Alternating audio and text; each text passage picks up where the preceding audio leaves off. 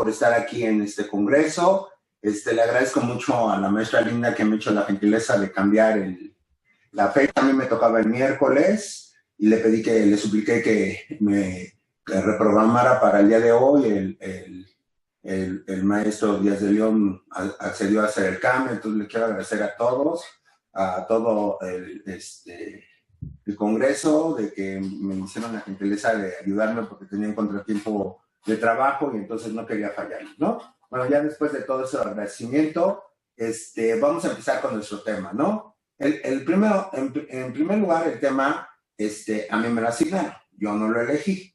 Pues no crean que es un tema que existen 20 obras en México, existe poca bibliografía en el mundo, pocas tesis jurisprudenciales del Poder Judicial de la Federación en este tema. Entonces, es un tema que sí me interesó mucho cuando me hizo favor la maestra Linda de pues, proporcionarme el tema. Entonces, me agradó muchísimo y voy a tratar de desarrollárselos.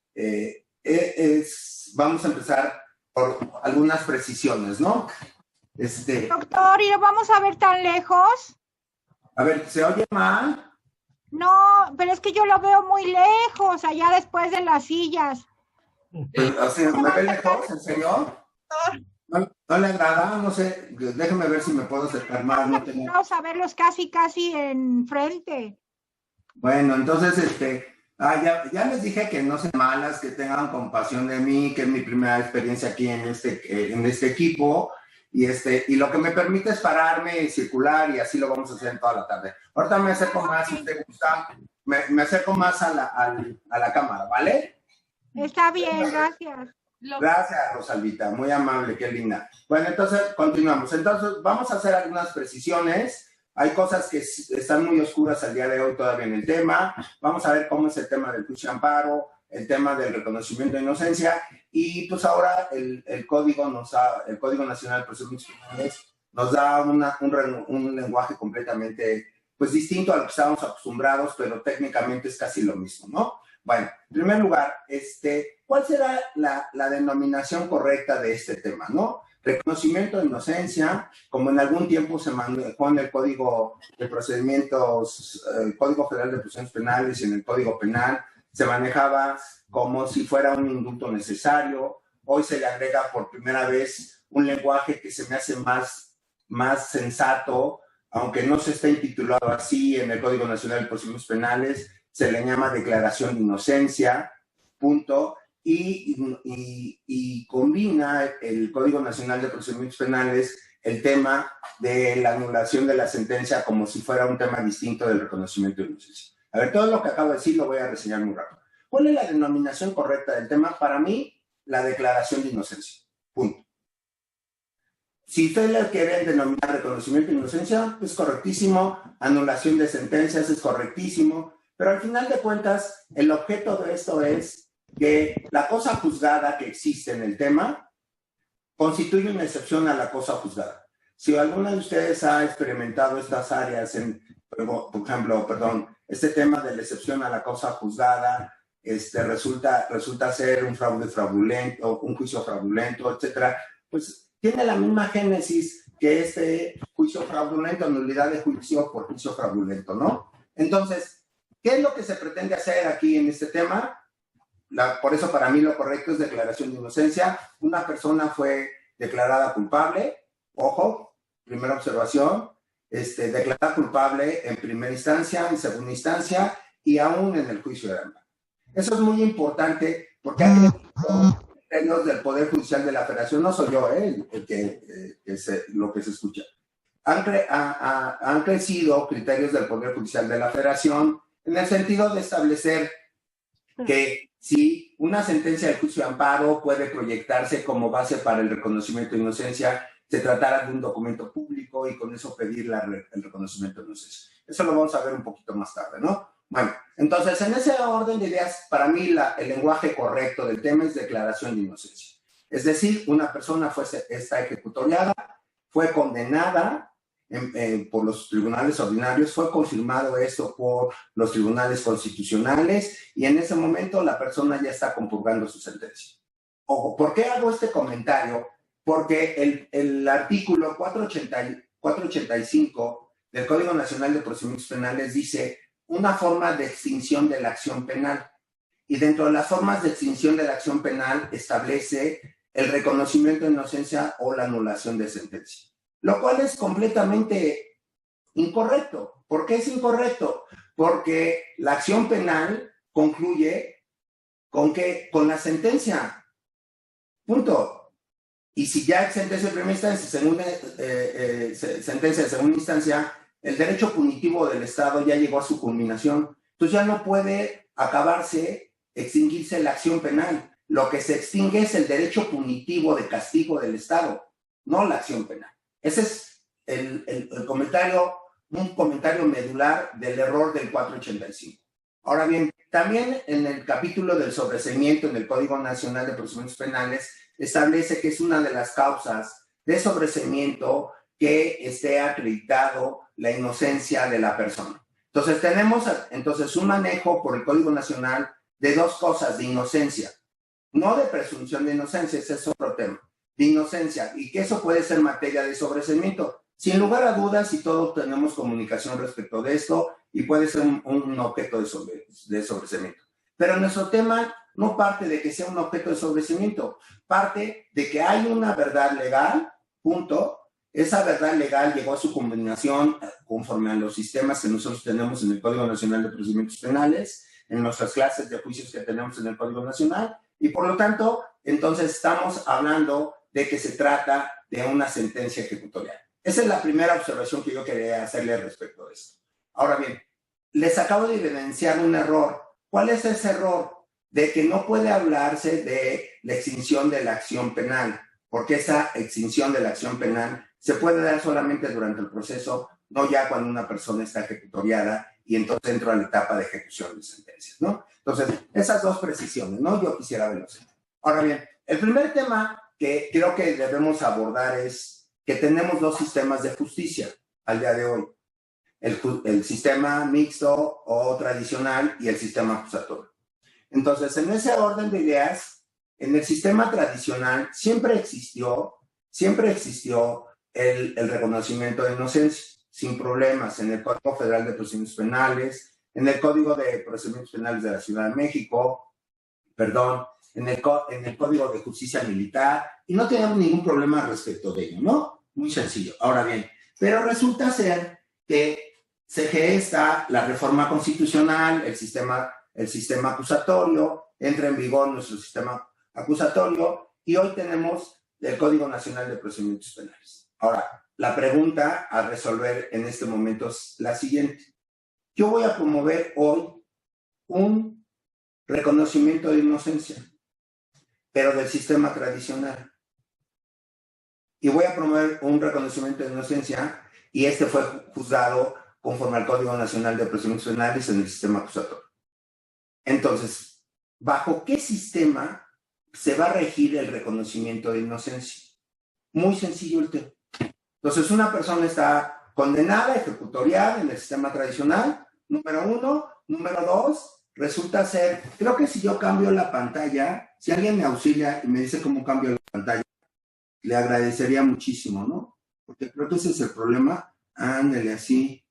Si alguien me auxilia, porque ya me estaba regañando la licenciada Rosalba de que no me veía. Entonces, no sé si alguien me auxilia. Bueno, si alguien me auxilia, yo cambio la pantalla y ya pongo la pantalla ya completa, ¿no? Bueno, entonces, en ese orden de ideas, resulta ser que con base en eso, entonces tengo dos sistemas. El Código Nacional de Procedimientos Penales y el Código y el sistema tradicional. Entonces, la pregunta es, ¿bajo qué sistema me voy a regir? Si nosotros partimos del artículo 3º transitorio del Código Nacional de Procedimientos Penales, me establece que todos los procedimientos que se inician a partir de la entrada en vigor de este Código Nacional de Procedimientos Penales se regirán por el Código Nacional, independientemente que la conducta se haya acontecido antes de la entrada en vigor del Código Nacional de Procedimientos Penales. Es decir, ahorita una persona la denuncian por una conducta de operaciones con recurso de procedencia ilícita, aunque la conducta se realizó pensando en voz alta en abril del 2015, pues la carpeta de investigación, la procuración de justicia, el proceso y todo se va a regir conforme al Código Nacional de Procedimientos Penales. Eso es lo que nos enseñó el Código Nacional de Procedimientos Penales en este artículo 3º transitorio.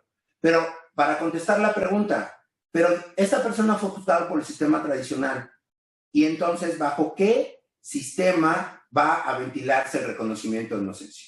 Tenemos dos opciones muy sencillas. La primera es conforme al sistema del Código Federal de Procedimientos Penales, es decir, conforme a la legislación del sistema mixto o conforme al Código Nacional de Procedimientos Penales. Es muy fácil decir cuando hay criterios. Hay 3 criterios aislados del Poder Judicial de la Federación. Ahorita les digo los números de criterios que dejan entrever de que lo correcto es que el reconocimiento de inocencia se ventile conforme al Código Nacional de Procedimientos Penales, independientemente que haya sido sentenciado conforme al sistema mixto. Y usted puede decir, ¿es correcto o es incorrecto? Las tesis son tesis vagas, con perdón del lenguaje, son tesis vagas, y al ser tesis vagas no nos da un camino muy ilustrativo y nos resuelve el tema. Entonces, ya les dije que hay unos criterios. Les voy a dar mi humilde punto de vista. Número 1. El Poder Judicial Federal durante muchos años ha resuelto que el párrafo primero del artículo 14 de la Constitución, que prohíbe la retroactividad en perjuicio, obviamente se refiere al área sustantiva, no al área adjetiva. Y si estamos nosotros considerando que el área adjetivo en este momento es o el Código Federal de Procedimientos Penales o el Código Nacional de Procedimientos Penales, desde la quinta época la Corte dijo que los actos procesales se rigen por la ley que está vigente en el momento de la realización del acto. Es muy sencillo, muy sencillo. Entonces, si yo aplico esta máxima que el Poder Judicial Federal lo ha establecido, entonces me quedo con la idea de que cualquier reconocimiento de inocencia, sea del sistema tradicional o del sistema acusatorio, se va a regir por el Código Nacional de Procedimientos Penales. Primera observación. Eso obviamente no lo dice las tesis que le estoy haciendo comentario. Número 2, resulta ser que el hecho de que yo promueva un reconocimiento de inocencia en materia federal, aunque ustedes no lo crean, conforme al Código Federal de Procedimientos Penales, el competente de ello era la Suprema Corte de Justicia de la Nación. Entonces la Corte, en el Acuerdo 5/2001 y en el Acuerdo 5/2013, le delegó esa competencia a los tribunales colegiados de circuito. Y los tribunales colegiados de circuito entonces conocían del reconocimiento de inocencia. Y uno dice, pues no hay problema, acá va a ser la alzada, ahorita comentamos eso, acá va a ser la alzada, pensando en el mismo ejercicio del Tribunal Unitario de Circuito. Pero ¿cuál es la diferencia de que sea el Tribunal Unitario de Circuito o sea el Tribunal Colegiado de Circuito? Es que el Tribunal Colegiado de Circuito, aunque no existe un precepto expreso que lo diga en la Constitución, pero si yo analizo el artículo 104 de la Constitución en relación, el 104 fracción tercera de la Constitución en relación con el 103 fracción, déjame pensar, fracción quinta, séptima y octava, implica que el Tribunal Colegiado de Circuito es un tribunal terminal. Quiere decir que por regla general no procede recurso alguno en contra de las resoluciones de los tribunales colegiados de circuito, salvo la idea que ustedes conocemos que hay sobre interpretación de... Cámara, fija. ¿Mande usted? ¿Alguien que, no sé, algo?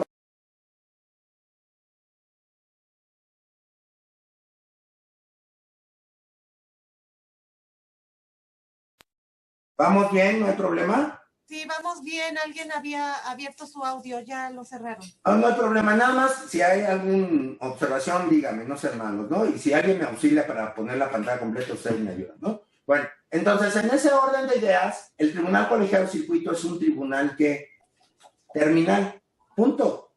Y al ser un tribunal terminal, no procede el juicio de amparo contra las resoluciones del Tribunal Colegiado de Circuito. Entonces, ¿ahora qué pasa con el reconocimiento en el Código Nacional de Procedimientos Penales? Va a ser la alzada, en ese caso va a ser el Tribunal Unitario de Circuito que va a conocer del asunto, y al ser el Tribunal Colegiado de Circuito quien va a conocer del asunto, en ese momento, ¿qué voy a hacer? Es súper sencillísimo. Va a proceder el juicio de amparo.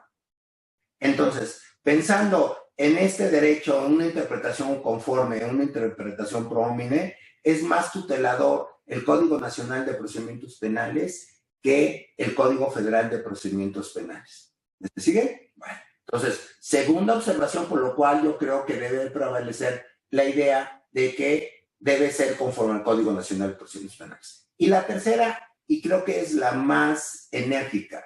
¿Por qué? Porque resulta ser que con base en el Código Nacional de Procedimientos Penales, el Tribunal de Alzada de oficio, y ahorita voy a hacer un comentario respecto de ello, el Tribunal de Alzada de oficio, cuando declare fundado el reconocimiento de inocencia, proveerá y condenará a la indemnización que le corresponda a la persona.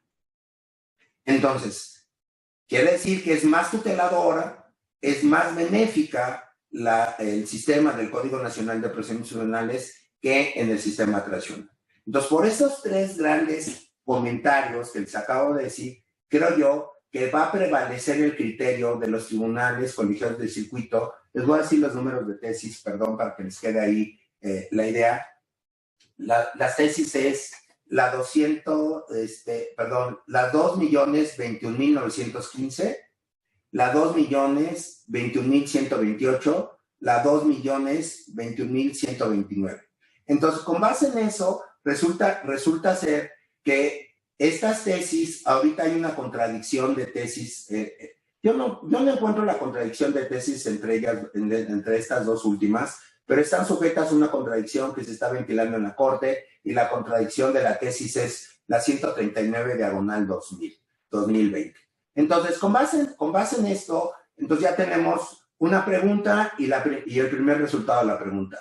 Va a ser conforme al Código Nacional de Procedimientos Penales. Punto. Ahora vamos a la siguiente idea, donde ventilamos el Código Nacional de Procedimientos Penales y este reconocimiento de inocencia. Pues lo vamos a ventilar en materia federal, número 1, en materia de todas las entidades federativas. No tengo ningún problema, sin problemas. Pero tenemos dos dudas y es nuestra segunda pregunta. ¿Existe en materia militar el reconocimiento de inocencia? Entonces sí existe en el código el código militar de procedimientos penales, el reconocimiento de inocencia. Y ustedes pueden decir, oiga, y entonces resulta ser que en este rubro, entonces sí puedo aplicar el Código Nacional de Procedimientos Penales. No, porque recuerden que los militares tienen su propio fuero, y al tener su propio fuero se rigen por sus propias normas, y por lo tanto tendrían que substanciar el reconocimiento de inocencia conforme a su propio código.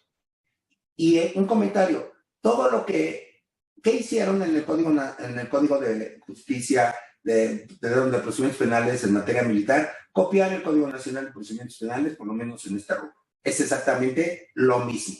Punto. Nos queda otra duda, o me queda mi otra duda. ¿Qué vamos a hacer con el sistema de menores?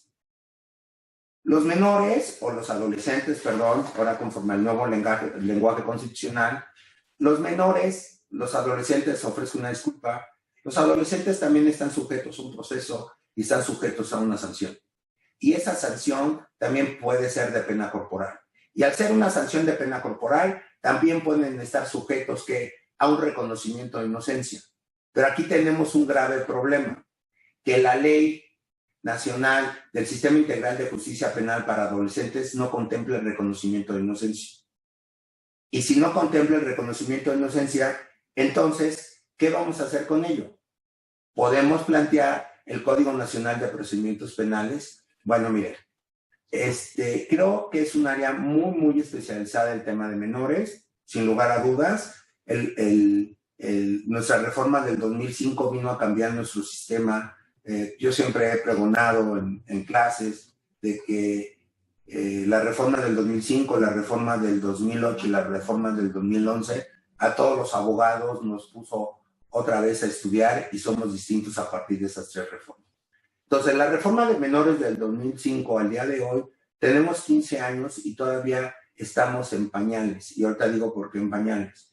Porque entonces resulta ser que no tiene reconocimiento de inocencia. Yo creo que aplicando las reglas de una interpretación pro homine, una interpretación conforme y pensando en el mayor beneficio que se le pueda dar al menor, debemos, aunque no esté legislado el proceso del reconocimiento de inocencia, deberemos de aplicar las reglas del Código Nacional, porque en muchos rubros en materia de justicia de adolescentes es aplicable supletoriamente el Código Nacional de Procedimientos Penales, y si se parte de esa premisa, creo yo que también tienen derecho a tener una excepción a la cosa juzgada cuando su juicio no fue justo y por lo tanto acudir al reconocimiento de inocencia y aunque no esté contemplado en su legislación correspondiente.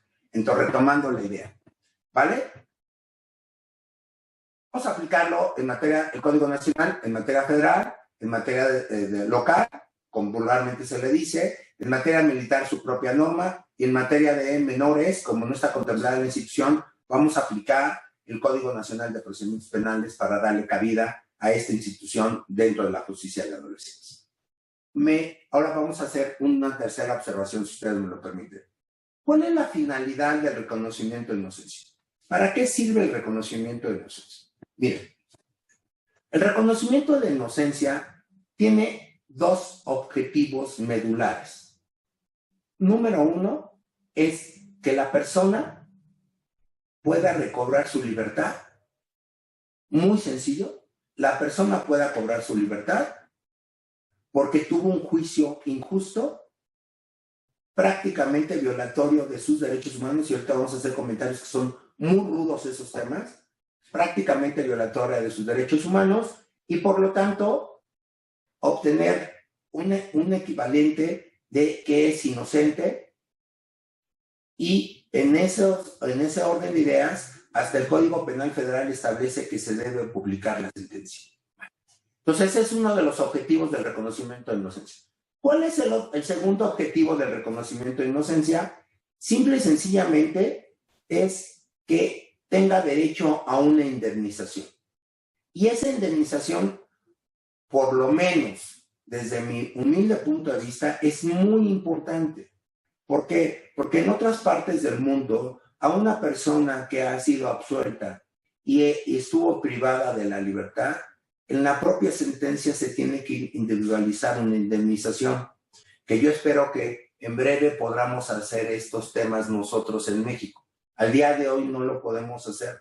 Tan es así que resulta ser que ha habido resoluciones del Poder Judicial de la Federación que se le quiere fincar responsabilidad patrimonial al Estado conforme al artículo 103 y 114 de la Constitución y su ley reglamentaria a la gente del Ministerio Público, a la Procuración de Justicia, y lo que ha dicho el Poder Judicial Federal, que no puede sancionarlos porque cuando ellos acuden en el ejercicio de la acción penal, corrobora y justifica su actuación cuando el juez libra la orden de aprehensión o dicta el auto de formación, etcétera, etcétera, o la autovinculación al proceso. Entonces, en ese orden de ideas, en ese rubro estamos en pañales, pero a mí me agrada mucho esta idea de la indemnización.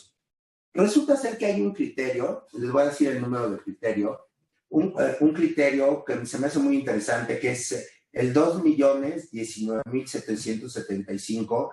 En ese criterio se interpreta una norma de una entidad federativa, se me escapa de mente, pero creo que es de Durango, en la cual se establece que el código dice que se tiene que hacer una indemnización. Y perfecto.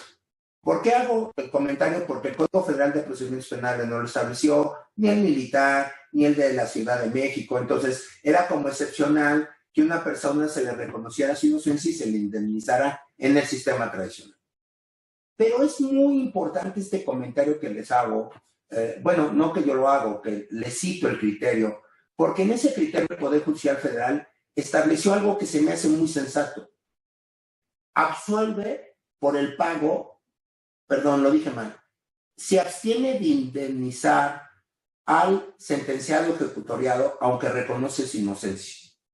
Su argumento medular es que él estaba sujeto a otro proceso, a otra sentencia, y por lo tanto estaba privado de la libertad. Entonces, materialmente, aunque hubiera no estado privado por este proceso del cual fue sentenciado y reconocida su inocencia, estaba sujeto a un proceso y privado de su libertad. ¿Por qué? Por otra causa. Y por lo tanto no tenía derecho a esa indemnización. A mí se me hace muy brillante el criterio y creo que debería de aplicarse en sus términos, en este caso en el Código Nacional de Procedimientos Penales. Se me hace sumamente interesante, ¿vale? Ahora bien, voy a tratar de diseñar otro tema. ¿Cuál es ese otro tema?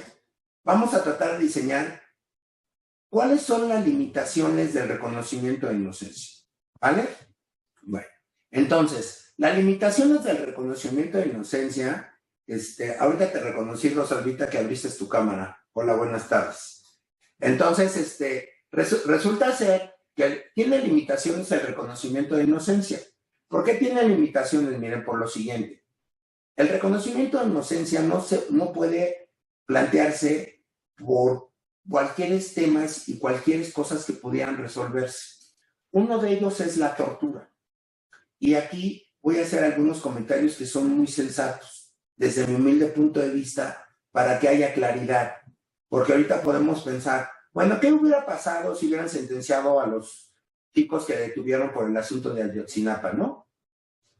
Vamos, todos sabemos que se les otorgó el amparo, se les dejaron libertad porque fueron torturados, pero vamos a pensar que hubieran sido sentenciados y condenados. Y después de todo esto, pudieran ir a ¿qué? A un reconocimiento de inocencia basándose en el protocolo para demostrar que fueron torturados y entonces plantear su reconocimiento de inocencia.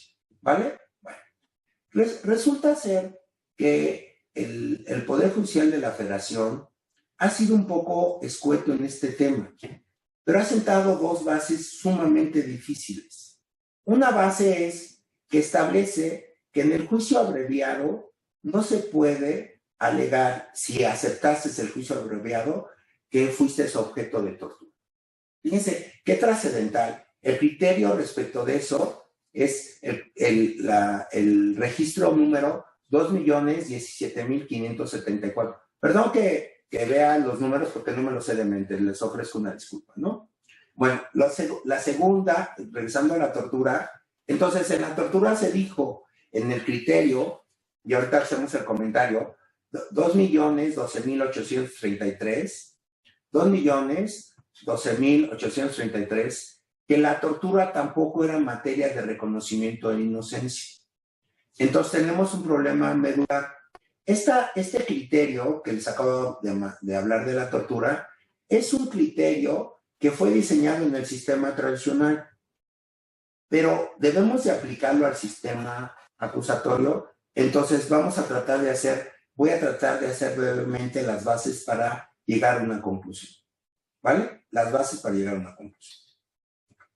En el anterior congreso que me invitaron, yo hablé sobre las pruebas ilícitas y su control a través del juicio de amparo. En esa plática que tuve el honor de estar con ustedes, llegamos a conclusiones muy precisas. Entonces, la plática es sobre todas las pruebas ilícitas, no solamente por la tortura. Entonces, esta idea la vamos a quitar de las pruebas ilícitas y las vamos a poner como la tortura. Entonces, en ese orden de ideas, si nosotros hablamos de la tortura porque la persona fue objeto de tortura, ojo con lo que voy a decir, y tengan precaución con lo que voy a decir. Hay dos tesis aisladas que establecen lo siguiente, que el plazo constitucional para resolver su situación jurídica, sea del sistema tradicional o del sistema acusatorio, se suspende si está impedido de poder celebrar la audiencia, ¿vale? Muy sencillo. Pero también hay un criterio que les ofrezco una disculpa, se la voy a subir a la página del Congreso. Hay un criterio que es muy, muy interesante y habla del tema. Si una persona fue objeto de tortura, la defensa puede solicitar que el plazo constitucional se suspenda, ojo con lo que estoy diciendo, se suspenda hasta en tanto se tenga el protocolo sobre el estudio de su tortura. Fíjense qué interesante, ¿eh? Bueno, entonces quiere decir que si yo soy el abogado defensor, estoy en la formulación de la imputación, yo me percato que la persona fue torturada y al ser torturada se obtuvieron pruebas ilícitas, etcétera, etcétera, yo puedo solicitarle al juez con este criterio que el plazo constitucional de las 72 horas su duplicidad se suspenda mientras que se obtiene el tema de ¿qué? Del protocolo para demostrar que la persona fue torturada y que se evidencien todas las pruebas ilícitas. Se los dejo de reflexión porque no es materia del módulo, bueno, no del módulo, sino de mi charla, de la otra plática del día de hoy, pero eso los dejo de reflexión. Entonces resulta ser que tenemos, si yo puedo en este momento llegar a la reflexión de decir, bueno, la persona está sentenciada, está ejecutoriada, fue objeto de tortura, y como fue objeto de tortura, en este momento puedo llevarlo yo al reconocimiento de inocencia y planteárselo. Bueno, entonces, en primer lugar, esa tesis que les hice mención en ese número de registro dice que no, que eso es materia del proceso, ¿vale? Primera reflexión. Segunda reflexión. ¿Es materia del proceso? Sin lugar a dudas. Creo que lo podemos hacer desde el momento de la audiencia inicial, como se los comenté. Lo podemos hacer en el momento, en cualquier momento. Se puede hacer en la etapa intermedia. Se puede evidenciar en el tema en el juicio, cuando el juez tiene enjuiciamiento. Y se puede llevar en ese momento y acabar el tema en el juicio amparo directo. Entonces, si ustedes analizan lo que les acabo de establecer, el tema de la tortura tiene un mecanismo propio conforme al Código Nacional de Procedimientos Penales de defensa. Tiene ese mecanismo propio y tiene un mecanismo de control constitucional a través del juicio amparo contra las resoluciones que se dicten en el tema de la tortura. Entonces, desde mi humilde punto de vista, si nosotros partimos que el proceso se inició con el Código Nacional de Procedimientos Penales, hubo tortura, hubo negligencia en la defensa, porque no se pudo evidenciar durante la tortura, durante el proceso, número uno. Número dos, no se hizo como lo dice por excelencia el Código Nacional de Procedimientos Penales en la etapa intermedia. Cometí ese grave error, punto. Tercero, no lo evidencié con pruebas de refutación o en el contrainterrogatorio, en el juicio oral. Resulta ser que entonces la persona ya tuvo una negligencia de defensa total, porque las pruebas que se obtuvieron fueron directas o fueron ilícitas, de manera directa o ilícitas por derivación. Entonces resulta ser que yo en ese momento las tengo que ventilar en el juicio de amparo directo. Y al ventilar en el juicio de amparo directo, quiere decir que ya se estudiaron.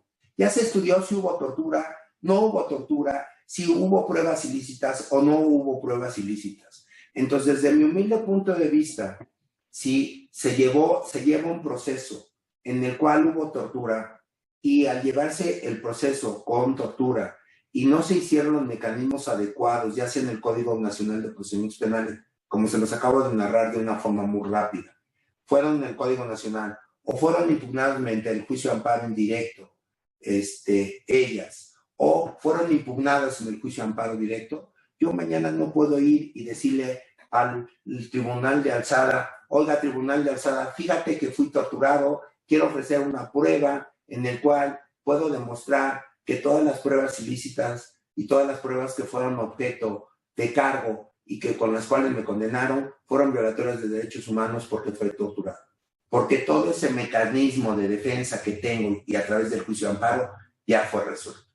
¿Me siguen? Entonces, en ese orden de ideas, para llegar a una conclusión, los actos de tortura pueden ser objeto de reconocimiento de inocencia, entonces lo diría de esta forma. Número uno, si el proceso fue iniciado con antelación de este Código Nacional de Procedimientos Penales, en donde no estaba definido cuáles eran los espacios de tortura, resulta ser que lo puedo plantear como un reconocimiento de inocencia.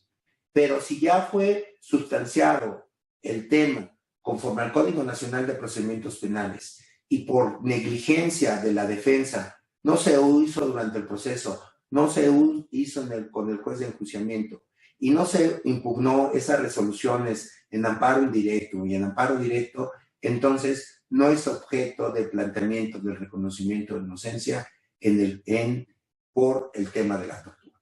Entonces sí quería hacer ese comentario porque se me hace muy serio respecto de eso.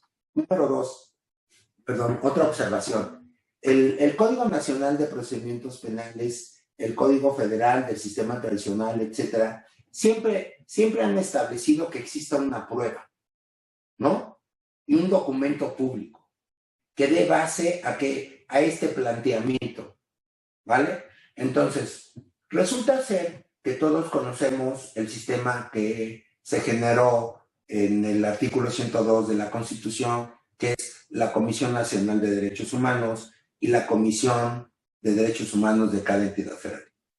Entonces, si existe una recomendación de la Comisión Nacional de Derechos Humanos, una recomendación de la Comisión Nacional, de la Comisión de Derechos Humanos de la Ciudad de México, la pregunta es, estas recomendaciones que son documentos públicos, que están evidenciando que hubo una violación de derechos humanos por parte de los entes públicos en contra del que fue sentenciado, puedo plantearlas como documentos públicos y llevarlas al reconocimiento de inocencia y ser base para que se reconozca mi inocencia por la violación de mis derechos humanos. Pues quiero decirles que en la Corte hay 2 pronunciamientos de la Corte que establecen que no. Ustedes pueden decir, oiga, pero qué mal el tema de la Corte. Les voy a hacer, perdón, eso no el teléfono de mi despacho. Perdón. Les digo que es la primera vez que utilizo este sistema, entonces compadézcanse de su servidor, ¿no? Déjenme apagar este tema. Entonces, en ese orden de ideas, resulta ser que el comentario es, ¿lo podemos hacer o no? Ahorita ya les voy a dar los números de registros y les voy a dar mi humilde punto de vista. El número de registro, de que no es procedente por la recomendación de la Comisión Nacional de Derechos Humanos es el 194.983, 194.983, y el de la Ciudad de México es 2.015.668, ¿vale? Entonces, en ese orden de ideas, ¿es correcto o es incorrecto el tema de estos criterios? Miren, muchos expositores, y sé que después le toca a don Alberto del Castillo, que le mando un fuerte abrazo, igual que a todos ustedes, un abrazo fraternal. Resulta ser que con base en eso, don Alberto y su servidor tenemos un muy amigo de don Alberto, que se llama Hugo Arriaga, que critica los criterios del Poder Judicial y del Poder Judicial y que está mal el Poder Judicial. Yo siempre he pregonado que existen verdades, mentiras y la jurisprudencia de la Corte. Entonces, puede ser que no estamos de acuerdo, pero eso no construye. Entonces, creo que es más importante que yo les pueda definir los temas y con base en eso ustedes reflexionen la aplicación o no aplicación de estos criterios. Pero al final de cuentas, decisión jurisprudencia es obligatoria para todos. Ahora bien, ¿está bien o está mal las recomendaciones de la Comisión Nacional de Derechos Humanos? ¿O puede ser que no me sirvan para el reconocimiento de inocencia? Si ustedes analizan el artículo 102 de la Constitución, van a llegar a la misma conclusión que dijo la Corte, igual que su servidor. Las recomendaciones de la Comisión Nacional de Derechos Humanos no alcanzan ni proceden contra las resoluciones jurisdiccionales. ¿Por qué se estableció esta regla en la Constitución? Porque son 2 entes públicos. Y la Corte y los órganos jurisdiccionales tienen sus propios mecanismos de defensa y tienen sus propios mecanismos de control constitucional a través del juicio de amparo.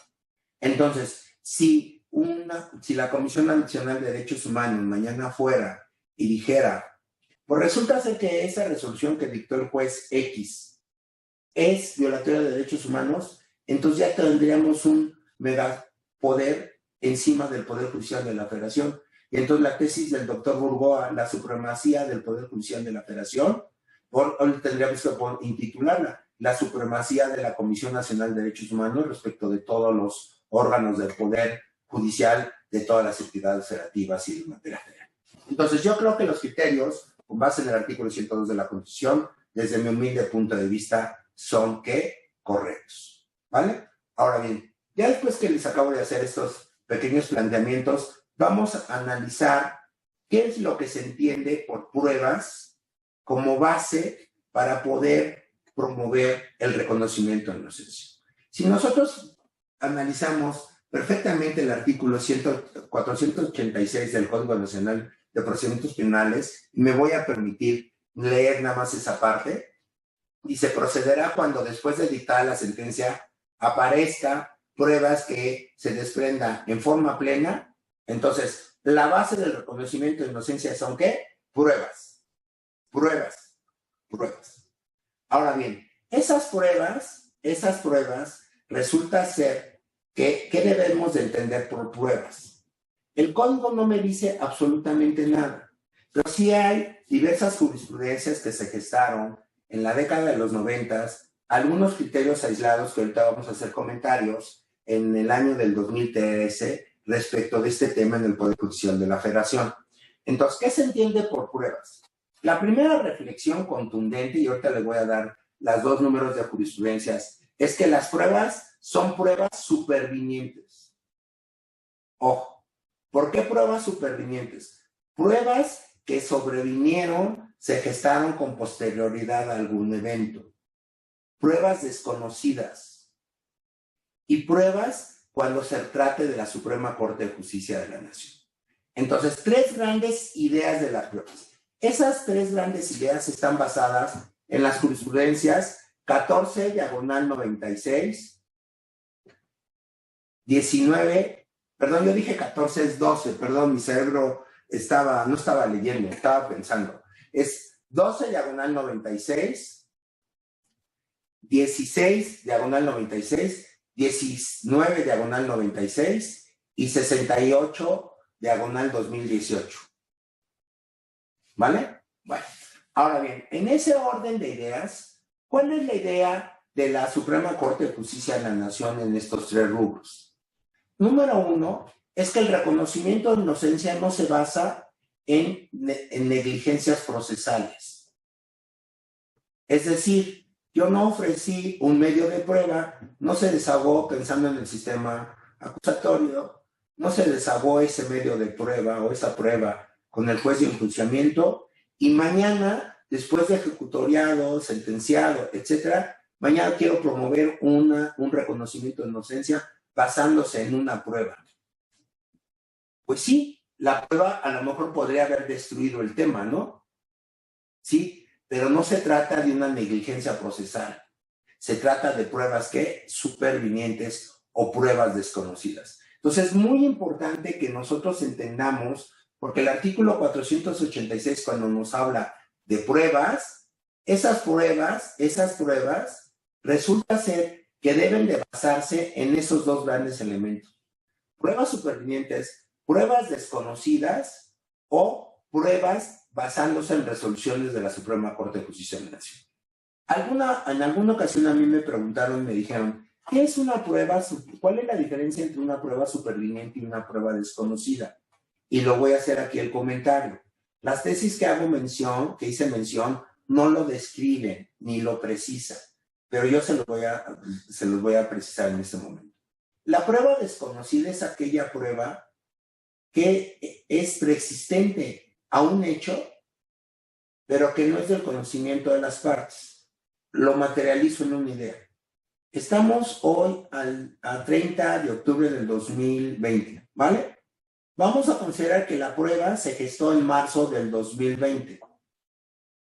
Entonces, quiere decir que la prueba, el día que a mí me tocaba ofrecerla, la desconocía.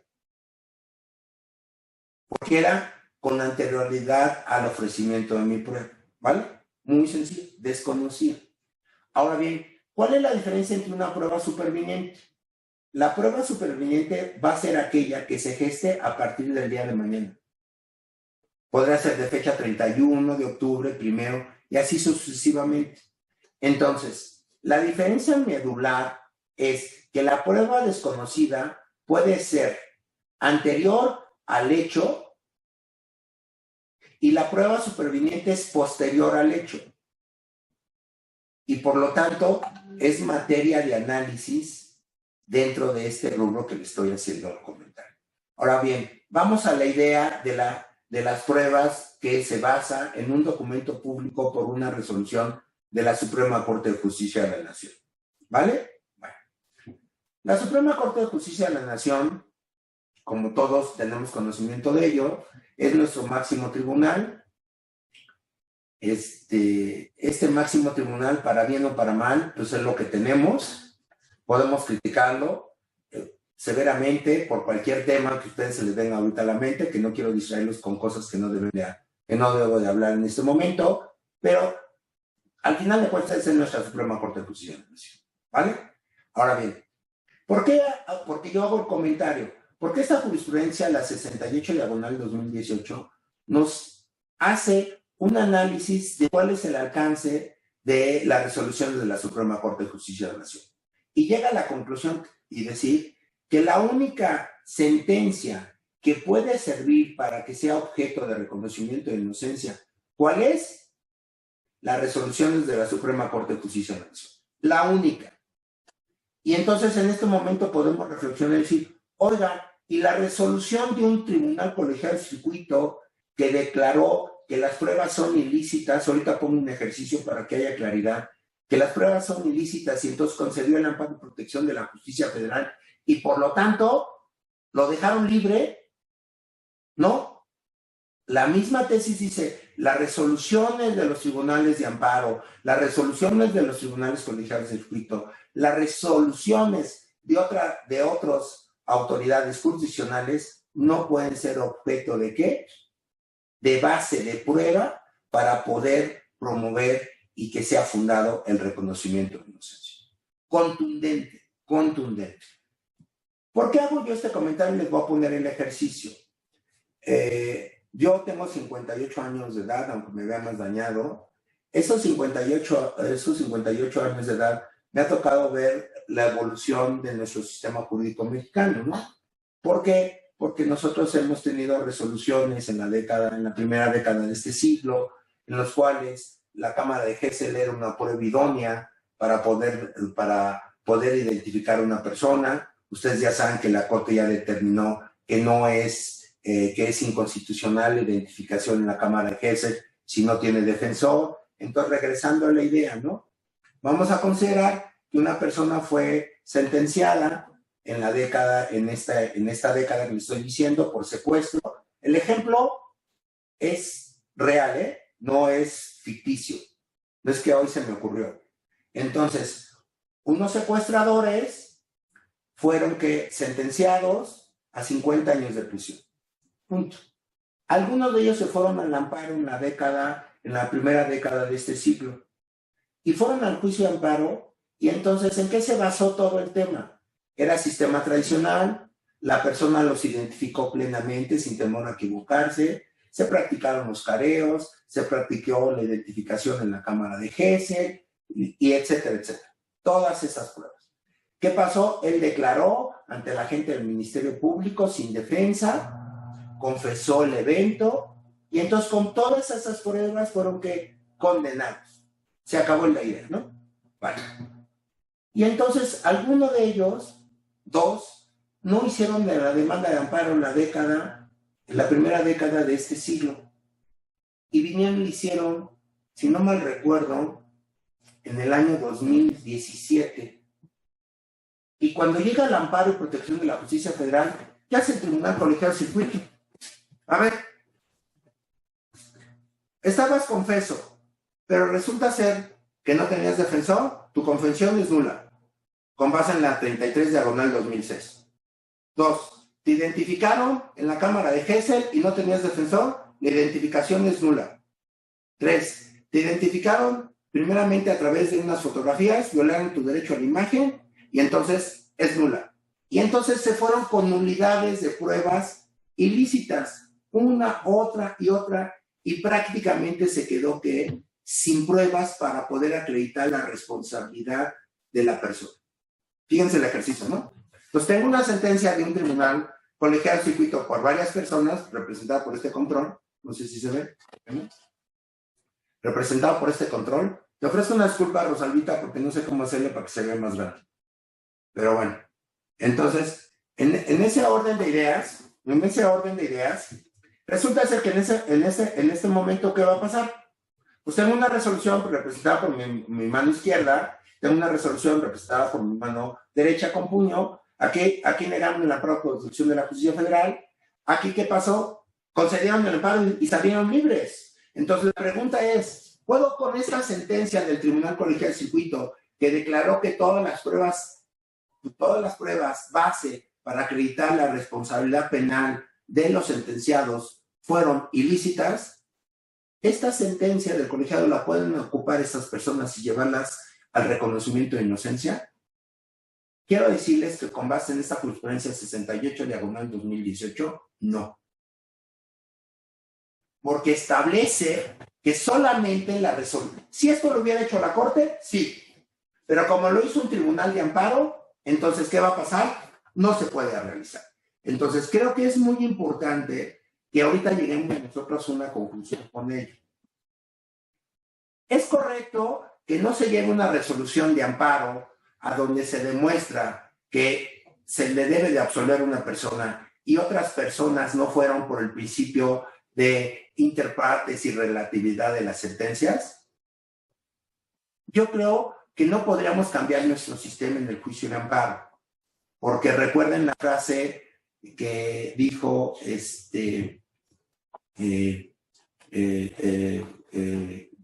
ministro Vallarta, ¿no? Es el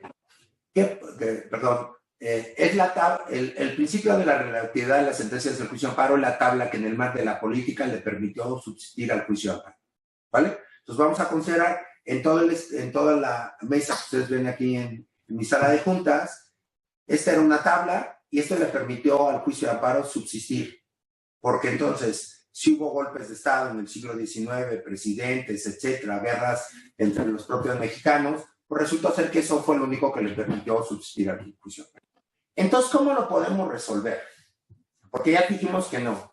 Creo yo, con perdón de la expresión, que ojalá que ustedes hagan una tesis de grado respecto de ello, o que cuando trabajen como asesores en la Cámara de Diputados o la Cámara de Senadores, o en una consejería jurídica, etcétera, creo que es el momento de establecer que la sentencia en el juicio de amparo pueda tener efectos extensivos.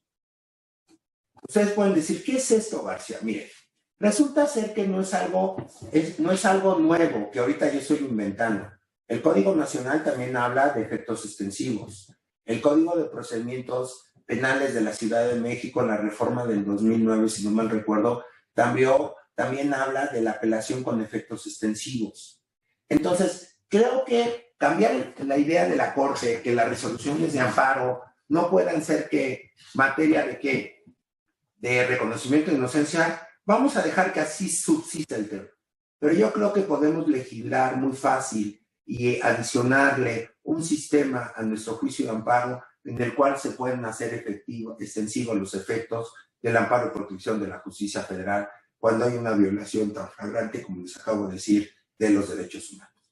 ¿Qué más injusticia podemos tener en el ejemplo? Y le reitero, el caso es real, no es mentira, sentenciados con pruebas que hoy en día, en aquel entonces así era el sistema, pero hoy en día estas pruebas serían que ilícitas, y al ser ilícitas, ¿cómo es posible que unas personas se les concedió el amparo, obtuvieron su libertad y personas siguen sentenciadas a 50 años de prisión? Yo, humanamente y como un sencillo abogado, no alcanzo a entender y creo que el sistema es incorrecto.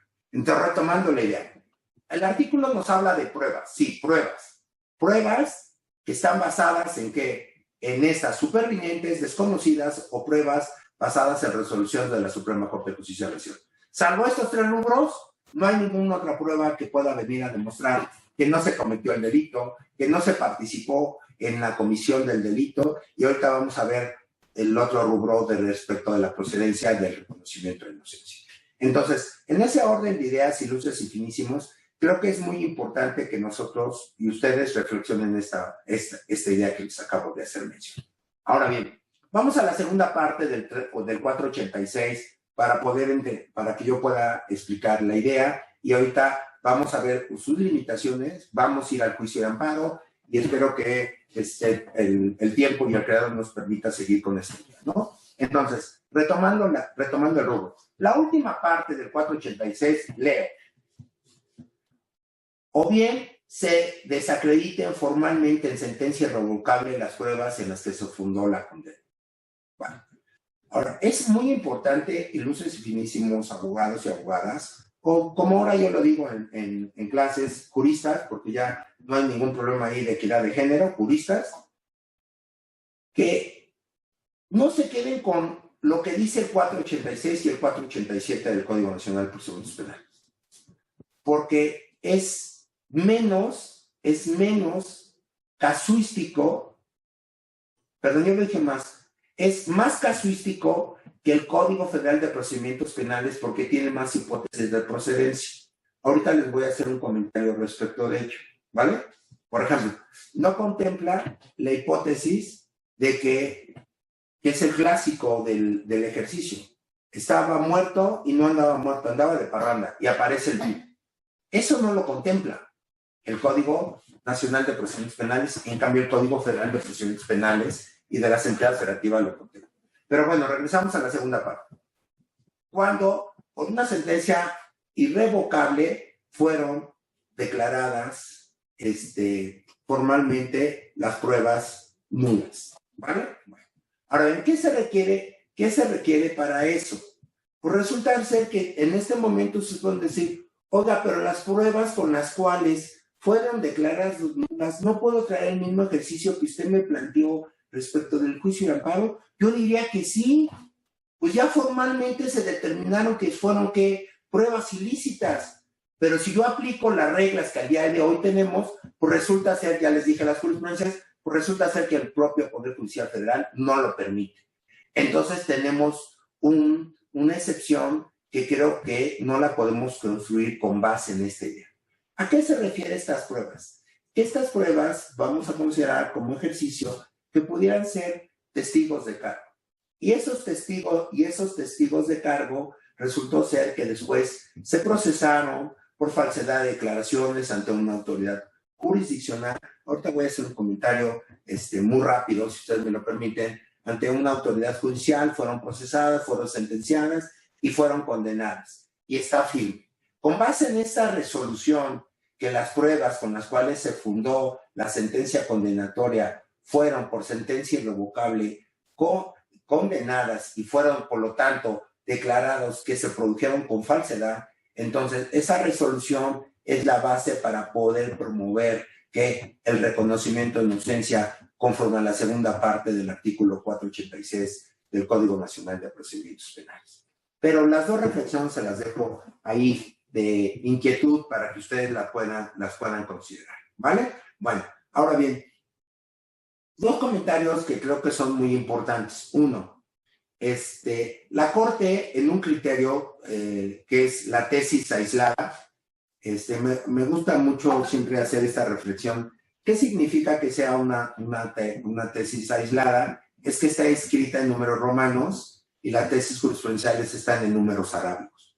Entonces, esta está escrita con números romanos y por lo tanto es una tesis aislada. Es la 37/2013, establece, siguiendo la jurisprudencia que creó la Corte en el año 2000, que no era necesario que hubiera un razonamiento expreso que se cumpliera con un silogismo jurídico en el juicio de amparo. Era suficiente que se expresara la causa del pedido. ¿Vale? Punto. Ahora bien, porque la Corte en dos criterios, que ahorita les digo los números de registro, estableció que en el reconocimiento de inocencia no hay suplencia de la queja, aunque ustedes no lo crean. No lo estoy inventando, por eso lo denoto. Entonces, no hay suplencia de la queja. Entonces, no lo dice el Código Nacional. Ustedes saben que una de las reglas del Código Nacional de Procedimientos Penales en el sistema de recursos es que los recursos son de estricto derecho.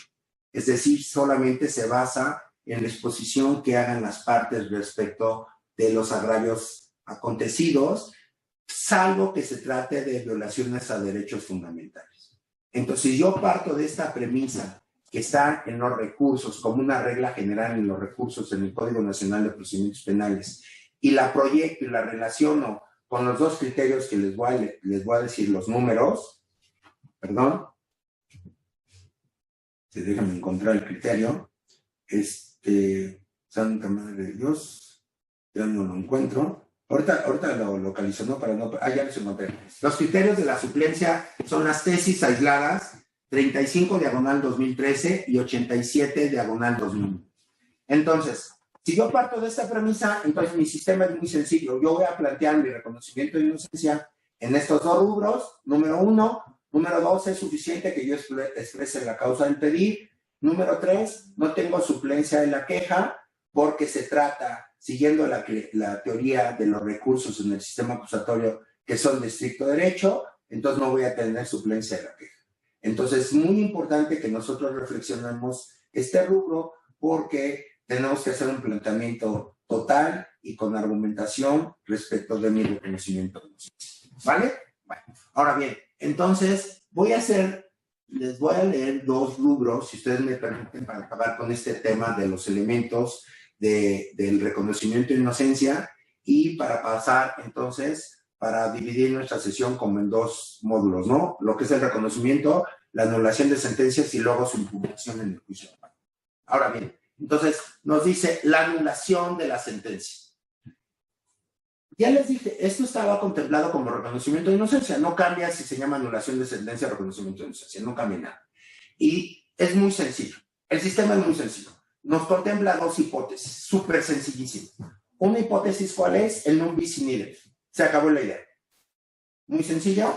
Y la segunda es la norma más favorable, o como yo creo que lo correcto, la prevalencia de la norma. Entonces, dos comentarios muy importantes. El Código Nacional de Procedimientos Penales, estos dos rubros se los deja aquí a la alzada en el reconocimiento de inocencia o en la anulación de sentencia. Aunque técnicamente debería ser competencia del juez de ejecución de sentencia. Porque todo lo que pasa después de que una persona ha sido condenada y resuelta es competencia del juez de ejecución de sentencia. Y tenemos una ley nacional de ejecución de sentencia. Bueno. Entonces, en ese rubro, ¿de qué se trata la anulación de sentencia? Es muy sencillo. El non bis in idem o la norma más favorable. Ahora bien, aquí sí hay tres comentarios que quiero hacer, es que ser muy preciso. El non bis in idem significa, como todos lo sabemos, que está prohibido por el artículo 23 de la Constitución que una persona no puede ser juzgada dos veces por la misma conducta. Aunque en el texto de la Constitución habla de delito, no de conducta. Entonces, en ese orden de ideas, resulta ser que al establecer nuestra Constitución que no puede ser dos veces juzgado por el mismo delito, es un lenguaje inapropiado, porque lo que se establece es que no se puede ser juzgado dos veces por la misma conducta y no por el delito, porque quiere decir, si a mí ya me juzgaron por el delito de defraudación fiscal y por lo tanto fui condenado y resulta ser que mañana no me pueden volver a juzgar por defraudación fiscal, pues quiero decirles que sí, porque resulta ser que son dos conductas distintas. Ahora bien, porque no me dice, no establece el Código Nacional cuál es el efecto de que una sentencia pueda ser que anulada por el non bis in idem. No me dice cuál es el efecto. Entonces, hay un criterio del Poder Judicial de la Federación que no resuelve el tema. Quiere decir que una persona, vamos a poner un ejercicio, una persona fue juzgada por el delito de homicidio, ¿vale? Y le estableció 3 años de prisión, 5 años, 9 años, el término que ustedes quieran. Y vuelve a ser juzgada por esa misma conducta. Y ahora le ponen 10 años de prisión. Entonces va a ir por la alzada, ¿para qué? Para solicitarle que anule la sentencia, y al anular la sentencia, ¿qué va a implicar? Que resulta ser que se va a anular una o las dos. Esa es la pregunta. Resulta ser que el criterio que estableció yo a la Corte es que se debe de anular y se debe de dejar vigente la sentencia más benigna. ¿Me sigue? Entonces, tengo dos sentencias. Se aplicó el non bis in idem, que fue un error garrafal, yo creo que de la defensa, porque al final de cuentas, si ustedes me permiten hacer un comentario en este momento, si una persona ya está condenada por una sentencia, por una conducta, y a nosotros nos encargan la defensa esa misma conducta en otro proceso, pues en ese orden de ideas nosotros tendremos que hacer nuestra demanda de amparo contra la orden de aprehensión, contra el auto de vinculación a proceso, o bien en el juicio amparo directo, y en esas tres instancias pues puedo ganar el asunto y no esperarme hasta que me condenen por el segundo delito y entonces vaya yo y plantee un reconocimiento de inocencia. Porque este es un caso súper extremo de una negligencia total de la defensa, con perdón de la expresión, ¿no? ¿Cómo es posible que una persona pueda estar condenada por 2 delitos cuando los 2 delitos fueron procesados, sustanciados y tuvo una defensa respecto a ello? Entonces, el comentario es, ¿cuál sentencia se va a dejar vigente? De las 2, la más benigna y la otra se va a anular, ¿vale? Ahora, la norma más favorable. La realidad es que me preocupa el tema. Este tema de la norma más favorable, les voy a hacer una pequeña exposición, si ustedes me lo permiten. ¿Por qué una pequeña exposición? Miren, resulta ser que la norma más favorable resultaba ser que en el Código Penal Federal se establecía que si acontecía la norma más favorable en la ejecución de sentencia, resulta ser que era competencia de la autoridad penitenciaria o de la autoridad administrativa. Y así por décadas se hizo. Fue a principios de este siglo cuando el Poder Judicial de la Federación, haciendo una interpretación correctísima del artículo 21 de la Constitución, estableció que debería de ser competencia en los términos del artículo 21 de la Constitución de los jueces, no de la autoridad administrativa. ¿De cuál juez? Pues del juez que había llevado el proceso y había sentenciado, porque la imposición de las penas era facultad exclusiva de las autoridades jurisdiccionales. Entonces, me parecía muy bien, nos pareció a los que nos dedicamos a esto, que era muy correcta la interpretación de la Corte. ¿Por qué? Porque le daba posibilidades de que solamente se pudiera hacer ese día, ¿no? Vale, de la autoridad judicial. Perfecto. Ahora bien, ¿qué me dice ahora? ¿Qué me establece ahora el Código Nacional? Que ya no voy con el juez. Ahorita pongo un ejemplo. Ya no voy con el juez. Ahora tengo que ir con la alzada a plantear la anulación de la sentencia. Ojo, pero aquí nos deja 2 cosas en dudas. Número 1, habla de anulación de la sentencia. Pero ¿qué pasa si la norma más favorable acontece durante el proceso y no hay sentencia y no está ejecutoriada? Entonces, ¿de quién es competencia? Por eso quiero aclararles la idea. Entonces, ¿quién es competencia? Pongo un ejemplo. Vamos a considerar que resulta ser que en este momento una persona está siendo procesada por un delito que sea un delito de prisión preventiva oficiosa. ¿Me siguen? Vale. Ahora bien, si es un delito de prisión preventiva oficiosa, resultaría ser que, como todos lo sabemos, está privada de su libertad, pero mañana, considerando, y si quieres lo pongo un ejercicio real, considerando hay una reforma constitucional y se quita del catálogo del párrafo 2 del 19 esa conducta, y ya no es de prisión preventiva oficiosa. Ahora bien, entonces tengo una prevalencia de la norma, tengo una norma que más favorable. ¿Tengo que planteárselo a la alzada? No. Todo lo que pase durante el proceso y sea una aplicación de una norma más favorable, entonces es materia ¿de quién? Del juez de control, y no tengo que esperarme hasta el tema de la alzada. ¿Para qué está diseñado este tema de la alzada? Única y exclusivamente cuando la prevalencia de la norma sea una vez que la persona esté ejecutoriada. Punto. Súper sencillísimo. Entonces, en ese orden de ahorita se me vienen a la mente 2 ejercicios. ¿Cuáles son esos dos ejercicios? Número 1, resulta ser que cuando se reformó la ley, ustedes, algunos lo recordarán, otros no, porque veo caras muy jóvenes, resultó ser que la aportación de armas previstas en el 11A y en el 11B de la Ley Federal de Armas, Fuegos y Explosivos, la pena era la mínima de 5 años de prisión. Punto. ¿Vale? Y entonces resultaba ser que al ser 5 años de prisión, la pena mínima, entonces a una persona le establecían 5 años de prisión. Se reforma la ley federal y hoy contempla que son 3 años de prisión. Ahí está el ejercicio. Entonces la persona que está ejecutoriada puede ir a pedir la anulación de la sentencia. Dios, no se va a anular la sentencia.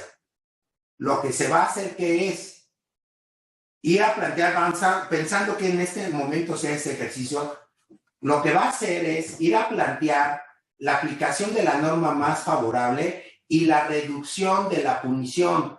Si a él le habían sancionado con una punición de 5 años, porque fue la mínima, y hoy la mínima son de 3 años, entonces plantea la norma más favorable para que entonces la pena se le reduzca de 5 años a 3 años. Entonces no estamos hablando en ese rubro de anulación de la sentencia, sino de la aplicación de la norma más favorable. Ahora bien, hay un gran tema que existe en la ley de ejecución de sentencias. Esa ley de ejecución de sentencias establece lo siguiente: cuando hay una supresión del tipo, es decir, que el tipo penal por el cual fue sentenciada una persona resulta ser que es competencia del juez de ejecución de sentencia. Punto. Y entonces en este momento a mí ya me genera la duda. Resulta ser que el señor, aquí, que no parece comenzar la botellita de agua, es sentenciada por un delito. Y ese delito fue condenado, se acabó. Y resulta ser que mañana se reforma el código penal y deja de ser un tipo penal. Entonces existe la supresión del tipo. Es una norma más favorable.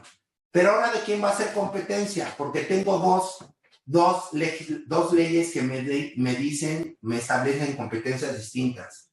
La supresión de tipo para el juez de ejecución de sentencia o la prevalencia de la norma para la anulación de la sentencia. ¿Ante quién? Ante el alzado. Mi humilde punto de vista, en este rubro, es un poco severo. ¿Por qué es un poco severo? Porque resulta ser que cuando se crea la ley de ejecución de penas, resulta que deroga todas las disposiciones que se le pongan en contra de esta institución. Pero creo yo que debe de prevalecer la idea del Código Nacional de Procedimientos Penales, porque resulta ser que al final la resolución que dictara el juez de ejecución de sentencia llegaría a la alzada. Y al llegar a la alzada, entonces, desde mi humilde punto de vista, la idea del 487 del Código Nacional se satisface plenamente. ¿Vale? Bueno, entonces en ese orden de ideas ya tenemos un panorama más. Entonces hay dos cosas que quisiera, antes de empezar con la idea y proyectar el juicio amparo, porque ya vamos un poco bien. Entonces, ¿cuáles son esas dos grandes ideas? Resulta ser que en este momento, quien es competente para conocer del tema que yo le estoy tratando de exponer es la alzada. Dicho de otra forma, pues es el aquén, el superior del tribunal, la segunda instancia. Bueno, no creo que haya rubro respecto de ello, ¿no?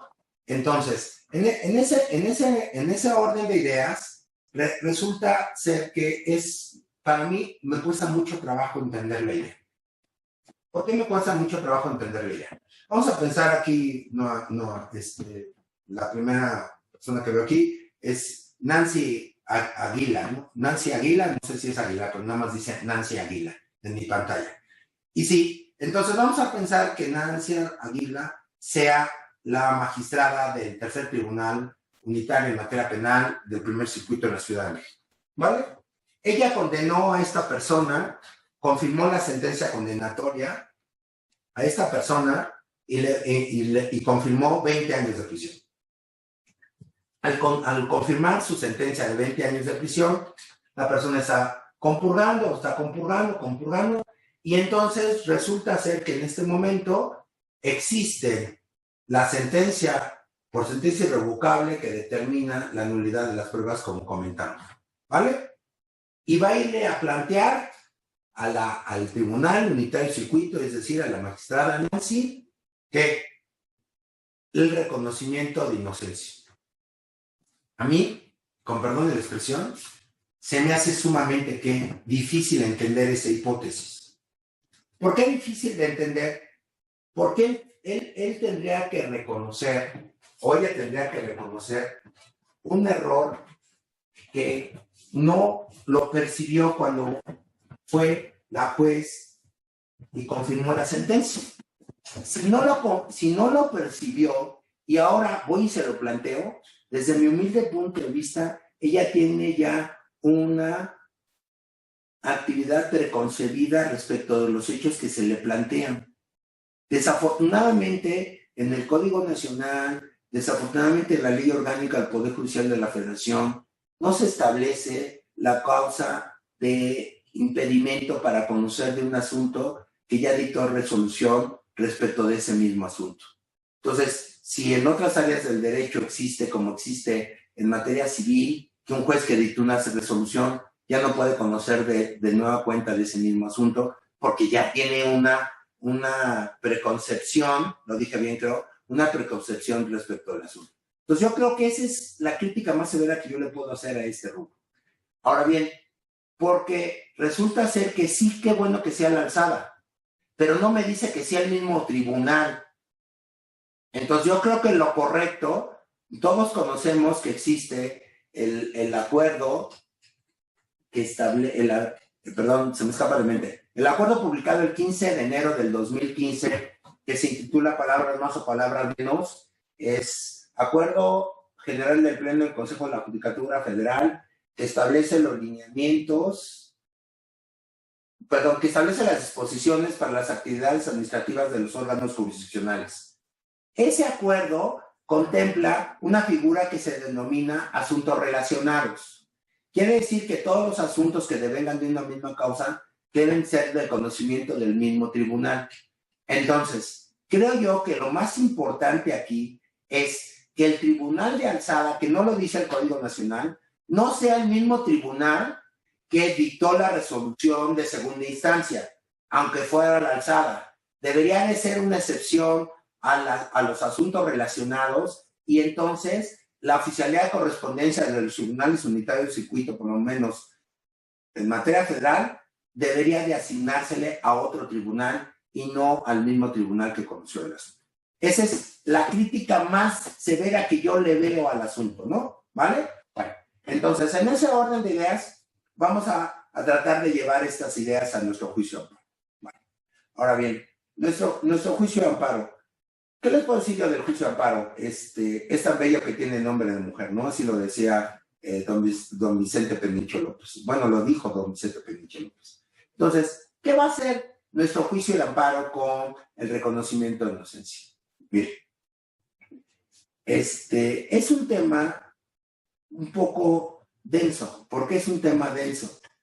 Porque como les comenté hace ratito, cuando se trataba de materia federal no había amparo, porque quien conocía del asunto y lo resolvía era la Suprema Corte de Justicia de la Nación. Pero ¿quién conocía los asuntos de las entidades federativas en materia federal? Pues que entonces conocían las salas y contra ellos sí había amparo. Bueno, entonces resultaba ser que ¿por qué no había amparo contra las resoluciones en reconocimiento de inocencia? Porque eran competencias de la Suprema Corte de Justicia de la Nación y en los términos de la fracción 1 del artículo de aquel entonces, del artículo 73, hoy fracción 1 del artículo 61 de nuestra ley de amparo vigente, pues es improcedente el juicio de amparo contra las resoluciones dictadas por la Suprema Corte de Justicia de la Nación. Súper sencillo, ¿no? Vale. Ahora bien, con este nuevo sistema nos permite que en materia federal, en materia local, en materia militar y como lo comenté, en materia de menores, puedan ser materia de ¿qué? Puedan ser materia del juicio de amparo. Ahora bien, ¿qué vía de amparo va a ser la procedente? ¿Qué vía de amparo va a ser la procedente? Si yo analizo y digo anulación de sentencia, si yo analizo y digo reconocimiento de inocencia, quiere decir que en esos dos grandes rubros se está resolviendo el fondo del asunto. Si ustedes recuerdan, la lectura del 486 establece la inexistencia del delito, la inexistencia en su participación. Interesante, ¿no? Pruebas con las que me condenaron que fueron declaradas por sentencia irrevocable. Interesante. Entonces, ¿será el reconocimiento de inocencia o será la anulación de sentencia considerada como una sentencia definitiva y por lo tanto acudir al juicio de amparo? Piénsalo. Ahorita lo vamos a resolver. Número 1. Número 2. ¿Quién tiene legitimación para impugnar esas resoluciones? Escuchen lo que les voy a decir, ¿eh? Es un monstruo lo que les voy a decir. ¿Quién tiene facultades para impugnar esas resoluciones? Obviamente, el sentenciado que promueve el reconocimiento de inocencia. Obviamente, ¿no? Voy y planteo mi reconocimiento de inocencia. Me lo niegan y entonces yo voy a hacer amparo, sin lugar a dudas. La pregunta aquí es, ¿la víctima ofendido podría acceder al juicio de amparo contra la resolución que declara fundada el reconocimiento de inocencia? Ojo, fundado el reconocimiento de inocencia.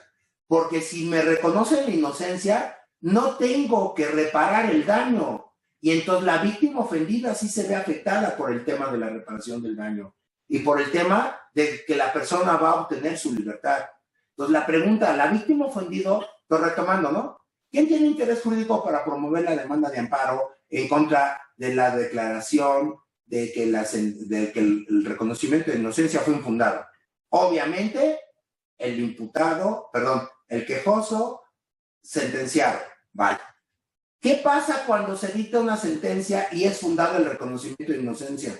Obviamente, al quien se le reconoce la inocencia, pues creo yo que no haría una demanda de amparo, ¿no? Vale. A lo mejor sí por la indemnización, porque no estuviera conforme a la indemnización. Pero ¿quién podría hacerlo? ¿La víctima ofendido? Miren, les voy a decir un número de criterio y ahorita se los explico y ahorita les digo qué es lo que es lo correcto. La Corte generó, perdón, lo dije mal, un tribunal colegiado de circuito generó una tesis que con el número de registro 167.679, 167.679, ¿vale? En esa tesis se estableció que contra un indulto resultaba ser que la víctima ofendida no podría promover demanda de amparo. Contundente. Entonces, les voy a tratar de dar unas ideas y ver si esta tesis era correcta o incorrecta. Bueno, esta tesis obviamente se gestó antes del 2012. Antes del 2012. Esta tesis, al momento de gestarse, teníamos un sistema distinto. ¿Cuál era ese sistema distinto? Que la víctima ofendida no podía acceder a sentencias absolutorias impugnables en el juicio de amparo o contra autos de libertad. Ese era el sistema. Con perdón, o sea, sé que hay muchos abogados jóvenes y pueden establecer que es muy raro la idea, ¿no? ¿Cómo era posible que no pudieran impugnarse? Sí, así era el sistema. Y no fue un sistema de años, fue un sistema de décadas.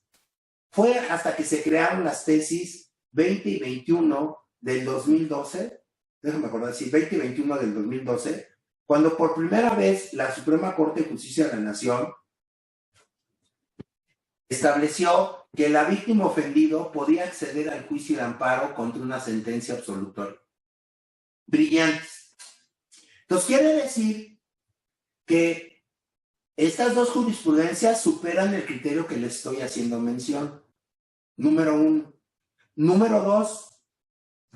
Hoy en día el artículo 170 de la Ley de Amparo en su fracción primera establece claramente que se puede promover la demanda de amparo contra autos de libertad conforme al artículo 170 fracción 1 y se modificó en el 2016 y ahora dice sobreseimientos, pero lo correcto son autos de libertad. Entonces, para los efectos de este juicio de amparo, resulta ser que el reconocimiento de inocencia, la anulación de la sentencia, representa una sentencia absolutoria, ahorita lo resuelvo, o un auto de libertad. Y por lo tanto, conforme a cualquiera de esos dos supuestos, la víctima ofendido podría acceder al juicio de amparo. Entonces retomo, la tesis del número de registro 167.679 que nos establecía que no podías acceder respecto al juicio de amparo a la víctima ofendida porque carecía de interés jurídico, hoy en día es inaplicable, está superada por la 2021 del 2012, por el artículo 170 fracción 1 de nuestra ley de amparo, ya sea que ahorita lo resolvemos sentencia definitiva o un auto de libertad. Superado el tema. Entonces, retomando la idea, ¿quiénes van a promover demanda de amparo contra las resoluciones en el reconocimiento de inocencia, anulación de sentencia? Obviamente, el que solicita el reconocimiento, la anulación o la víctima ofendida. Asunto concluido. Número 2. ¿Quién va a ser competente para conocer de ese juicio de amparo? Es súper sencillo la idea. ¿Cuál? Vamos a aplicar la regla del artículo 35 y 36 de la ley de amparo y va a ser el tribunal que haya dictado la resolución, el órgano de control constitucional del lugar donde se haya dictado la resolución en materia del reconocimiento de inocencia. Punto. ¿Vale? Bueno, ahora bien, un comentario. ¿Quién va a ser competente para conocer de ese amparo? Si viene de un asunto militar, el juez de distrito. Si viene de un asunto de cualquier entidad federativa, el juez de distrito. Si deviene de un menor, en los términos que platicamos, de un juez de distrito. Pero si deviene de un tribunal unitario de circuito, será otro tribunal unitario de circuito, esa es la excepción. Será otro tribunal unitario de circuito quien tenga competencia para ello, de conformidad con el artículo 29, fracción 1 de la Ley Orgánica del Poder Judicial de la Federación. ¿Vale?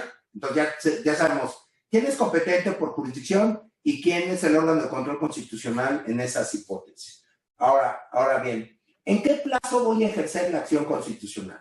Miren, hoy en día es muy fácil resolverlo, ¿no?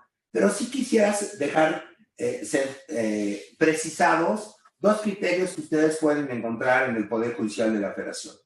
Un criterio que fue gestado antes de la ley de amparo, en la ley de amparo de 1936, y el criterio es déjenme ponerme los lentes porque no alcanzo a ver. El criterio es el 184.330, ley de amparo de 1936, y en la ley de amparo del 2013, el criterio es el 2.010.071. 2.010.071. Entonces, esos dos criterios resulta ser que me establecen el de 1936 que el amparo contra la resolución de reconocimiento de inocencia se promueve en 15 días. Y ustedes recordarán que antes del 2013 el amparo en materia penal se promovía en cualquier tiempo. En cualquier tiempo. Pero ese criterio, que es un monstruo, dijo que no se podía promover en cualquier tiempo porque la resolución que declaraba infundado el reconocimiento de inocencia no incidía en la libertad de las personas. Entonces, con perdón de la expresión, ¿no incide en la libertad de las personas? Dios, si hubiera sido fundada, estuviera que libre. ¿Y no incide? Aplico la prevalencia de la norma, el non bis in idem, en las hipótesis que apareció el vivo, se acabó, no incide. Yo creo que era un criterio equivocado. ¿En qué plazo se debe de ejercer la acción constitucional en este momento? Al día de hoy, no podemos aplicar la regla del artículo 17 de la Ley de Amparo cuando habla de sentencias condenatorias, es decir, 8 años. Nos tenemos que ir a la regla general y el plazo para ello sería el plazo de 15 días. Entonces, retomando la idea de ilustres y finísimos, vamos a tener una resolución que se declara fundada o infundada, punto, la va a impugnar el solicitante del reconocimiento, la va a impugnar la víctima ofendido, y para ambos el plazo del ejercicio de la acción constitucional es un plazo de 15 días. Punto. Ahora bien, vamos a analizar hoy en día si esto es amparo directo o es amparo indirecto. Alguna vez alguien en una charla dijo, ¿qué importancia tiene si es amparo directo o es amparo indirecto? No tiene ninguna importancia. Y su conclusión es, lo que no es directo es indirecto. Santa madre de Dios, ¿no? Entonces, la realidad es que a mí me asustó la observación y por eso yo siempre trato de precisar esta técnica. Bueno, número 1. ¿Será amparo directo? Bueno, para poder determinar si es amparo directo, vamos a tener que poder reflexionar, todavía tenemos tiempo, vamos a tener que reflexionar unas ideas. Número 1. ¿Contra qué procede el juicio de amparo directo en la materia penal? Y yo les diría, de conformidad con la fracción 5 del artículo 107 de la Constitución, el artículo 61, fracción 18, inciso B, el artículo 170, fracción 1, en relación con el 175, fracción 4 de la Ley de Amparo, procede contra sentencias definitivas, resoluciones que ponen fin al juicio, sentencias absolutorias y autos de libertad. ¿Vale? Contra estos 4 supuestos. Vale. Ahora bien, la resolución que declara fundada el reconocimiento de inocencia o declara fundado la anulación de la sentencia será materia de sentencia definitiva. Entonces, ¿qué es la sentencia definitiva? La sentencia definitiva, con estos preceptos, se establece que es aquella que resuelve el fondo del asunto. ¿Cuál es el fondo del asunto en la materia penal? La existencia y inexistencia del delito, y respecto de la cual no procede recurso alguno en su contra. Quiere decir que la sentencia definitiva tiene 2 elementos, su naturaleza y su firmeza. Por su naturaleza resuelve el fondo del asunto y por su firmeza es que no procede recurso alguno en su contra. Súper sencillísimo, ¿vale? Bueno. Ahora bien, ¿este reconocimiento de inocencia cumple con esos factores? No. No es una sentencia definitiva. La sentencia definitiva, única y exclusivamente en la materia penal, es la que dicta el juez de enjuiciamiento por su naturaleza, pero requiere que se agote el recurso de apelación y entonces la resolución que resuelva el recurso de apelación contra la sentencia del juez de enjuiciamiento será una sentencia definitiva por los efectos del juicio de amparo. Lo digo con mucho respeto y prudencia, con prudencia en mis palabras. Sí, no puedo dejar de presentar el recurso de apelación contra una sentencia condenatoria. Punto.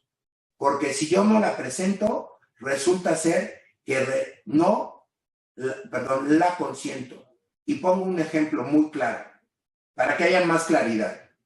Vamos a pensar que esta persona, que es el agua, la procesan por un delito de robo a transeúnte, ¿no? Bueno, robo, y le imponen una pena de 4 años de prisión. Le otorgan beneficios. Escuchen lo que digo, ¿eh? Le otorgan beneficios. Y al otorgarle beneficios, ¿qué va a pasar? Pues él quiere agarrar sus beneficios, no le interesa apelarla porque obtiene los beneficios, y en ese momento no presenta la apelación. Pero viene el MP o la víctima ofendida y dice, oiga, yo voy a presentar mi recurso de apelación. Y al presentar el recurso de apelación, se va a la alzada, y la alzada resuelve y revoca y condena. Revoca y condena. Y al condenar, ahora pone 5 años de prisión. Y al imponerle 5 años de prisión, ya no tiene derechos de beneficio. Y yo voy y los contrato a todos ustedes y les digo, oigan, quiero que me hagan mi demanda de amparo directo. Entonces, sí, ¿cómo no? Pero ¿saben qué?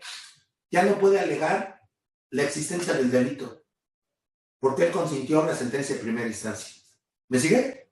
Y si no puedo hacer eso, quiere decir que si no presento mi recurso de apelación, se acabó mi asunto, porque solamente mis conceptos van a tener como finalidad que la disminución o el aumento de la punición. Entonces, retomando la idea, el reconocimiento de inocencia será una sentencia definitiva. En conclusión, no.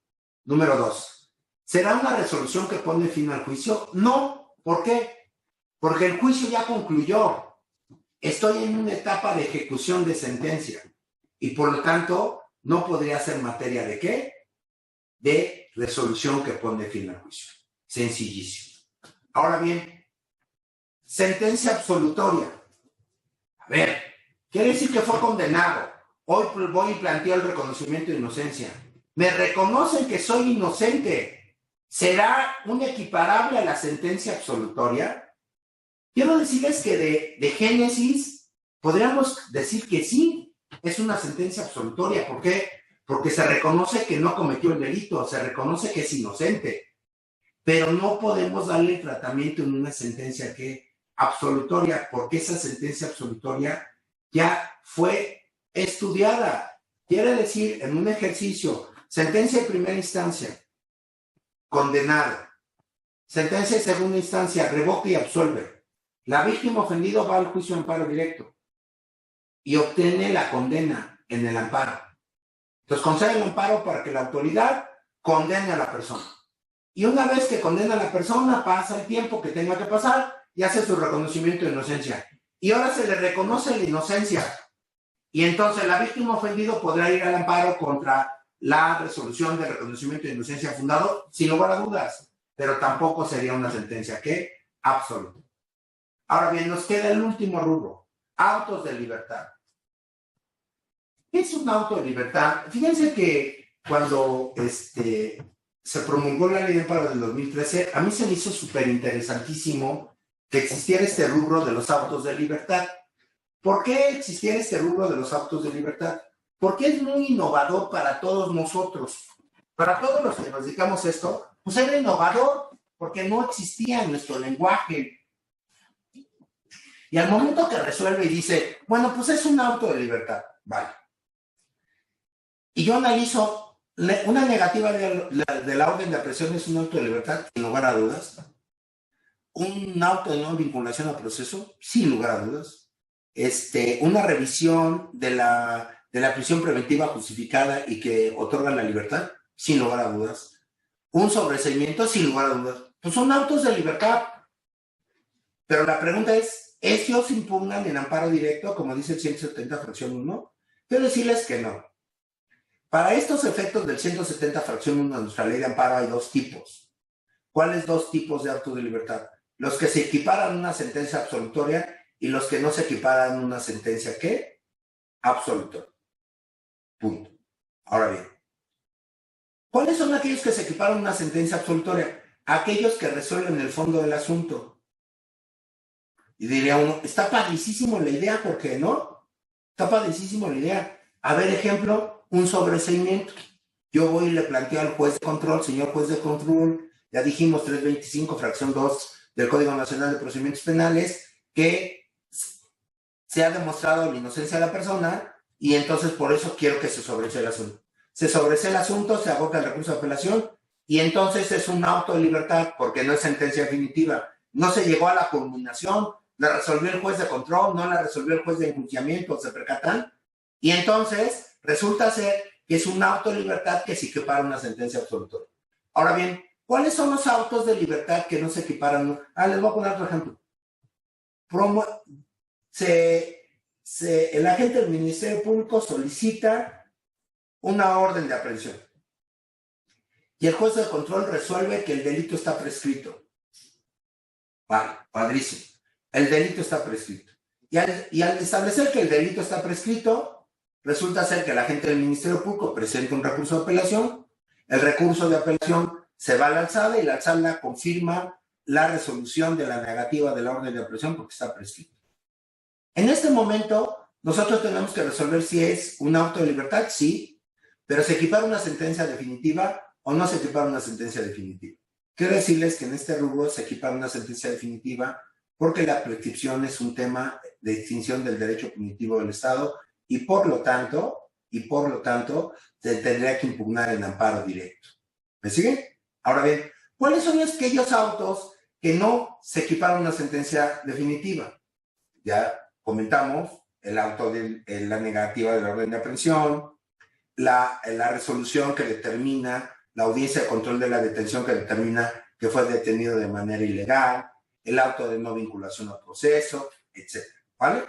Entonces, esos no se impugnan en amparo ¿qué? Directo, se impugnan en amparo ¿qué? Indirecto. Entonces, regresando a la idea, los 4 supuestos de procedencia del juicio de amparo directo en materia penal no podemos ubicar en ninguna de ellas el reconocimiento de la inocencia.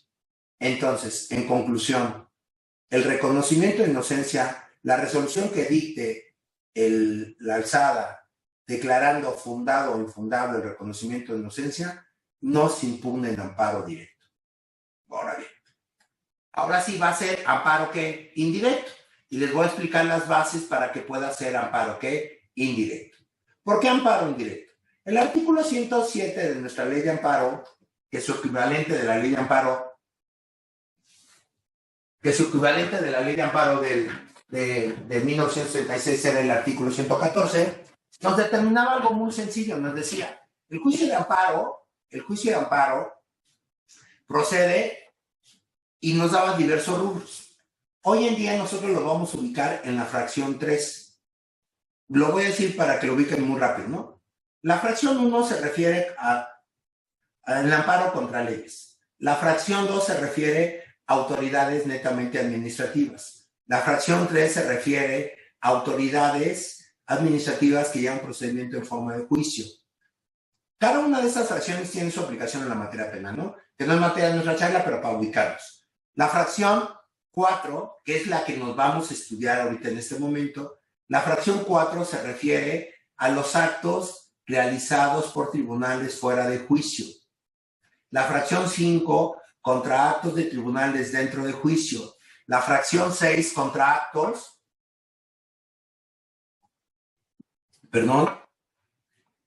contra actos que se refieren a terceros extraños a juicio, que en materia penal se les denomina terceros extraños al procedimiento penal. La fracción 7, que se refiere y reproduce a la materia penal y reproduce la fracción 7 del apartado C del 20 constitucional. La fracción 8, que se refiere a la incompetencia, y la fracción 9, que se refiere a resoluciones que se dicten contra normas o actos de la Comisión Federal de Telecomunicaciones o la Comisión Federal de Competencia Económica. Entonces, en ese orden de ideas, tenemos 9 hipótesis, pero le tenemos que agregar una fracción 10, que es la invasión de competencias, ¿vale? Bueno, entonces, aunque ustedes lo duden, ilustres y finísimos abogados y abogadas, resulta ser que siempre cuando ustedes lean el artículo 107, agréguenle la fracción 10 a este rubro, ¿no? ¿Vale? Bueno, ahora bien, vamos a ver nuestra fracción 4, que es la materia de nuestra charla. Entonces, tengo una resolución de un tribunal dictada en ejecución de sentencia. Es decir, la persona ya fue que procesada, sentenciada, se promovió amparo directo, fue que negado el amparo y protección de la justicia federal o sobreseído, etcétera. Y entonces voy a plantear mi reconocimiento de inocencia, mi anulación de sentencia. Quiere decir que ya no hay proceso, ya está culminado, y entonces refiere a un acto en ejecución, ¿qué? De sentencias. La fracción 4 del artículo 107 de la ley de amparo dice palabras más o palabras menos. Dice, contratos de tribunales antes de juicio o fuera de juicio, lo cual es una redacción muy mala, porque solamente tendríamos que decir actos de tribunales fuera de juicio, porque lo que está antes está fuera y lo que está después también está fuera. ¿Me sigue? Desafortunadamente, el legislador reprodujo el mismo lenguaje que tuvo la ley de amparo de 1936 y con ese mismo error lo dejó en la ley del 2003. Entonces, en ese orden de ideas, nosotros lo vamos a ubicar muy fácil. Actos de tribunales fuera de juicio. Punto. Antes de juicio, ¿a quiénes podemos citar? Es muy sencillo. Parece ser que es muy complicada la fracción, pero es muy sencilla. ¿Qué actos de tribunales? Si estuviéramos en una clase presencial, que yo creo que ya las clases presenciales, la realidad, ya van a dejar de existir. Esa es como la teoría. Espero que les cobren menos colegiatura y los congresos más baratos. Ay, no es cierto, es broma, ¿eh? No se vayan. Y entonces, y resulta ser que con base en eso, resulta que vamos a tener así esta idea de las clases así en línea, ¿no? Y la realidad es un poco cómoda, pero creo que la presencial es más satisfactoria. Entonces, si yo estuviera en una clase presencial con ustedes, les decía, a ver, denme un ejemplo de un acto de un tribunal antes de juicio. Y siempre dudan, pero es muy sencillo, ilustres y finísimos abogados y abogadas. Un cateo, intervención de comunicaciones, una geolocalización. ¿Cómo lo podemos reseñar muy rápido? Cualquier medida de protección, técnica de investigación o medida cautelar que tenga intervención judicial.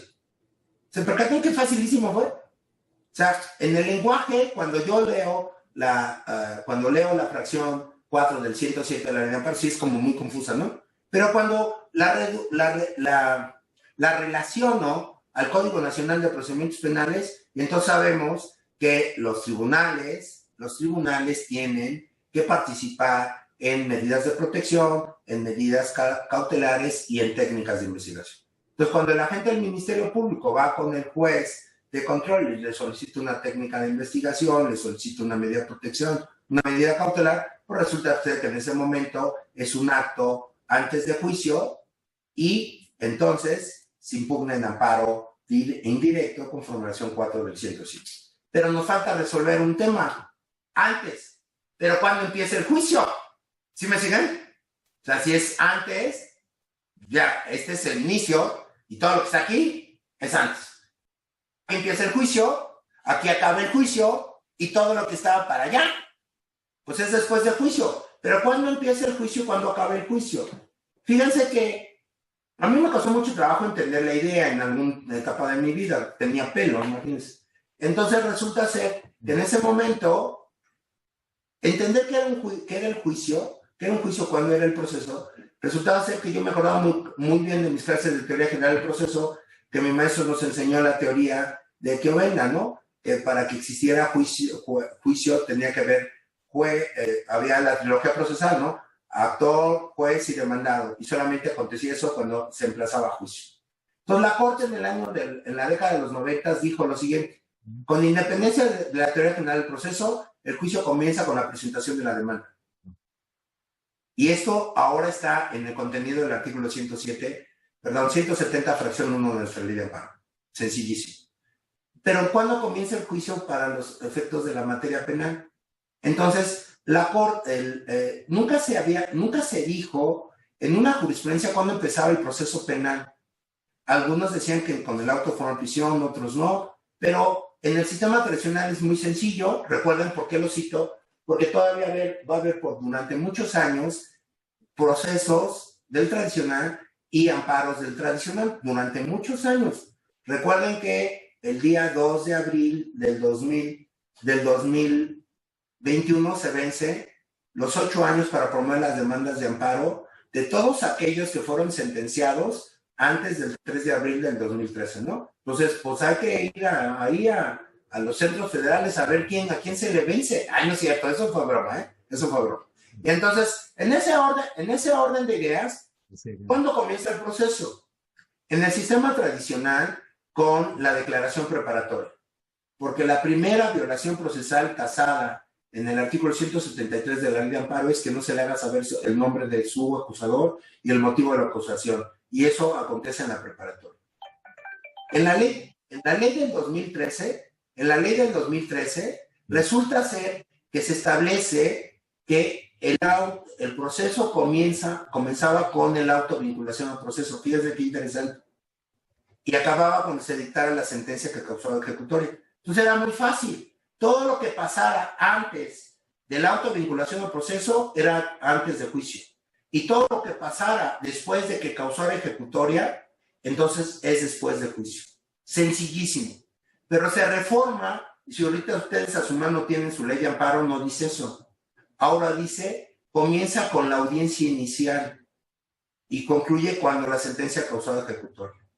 Entonces, retomando, todo lo que pase antes de la audiencia inicial que intervenga un juez es un acto de un ¿qué? Tribunal. Y por lo tanto se impugna en amparo indirecto. Y regresamos ahora a la idea. ¿Cuándo concluye el proceso? Cuando se dicta una sentencia y ha causado ejecutoria. Entonces, todo lo que pase después, don Alberto del Castillo, entonces todo lo que pase después de la ejecución, de que causa ejecutoria la sentencia, es un acto después de concluido el juicio. ¿Vale? Sencillísimo. Ahora bien, ¿cuándo va a ser el reconocimiento de inocencia y cómo se va a impugnar? El reconocimiento de inocencia o la anulación de sentencia se impugnará en la vía de amparo indirecto conforme al artículo 107, fracción 4 de nuestra ley.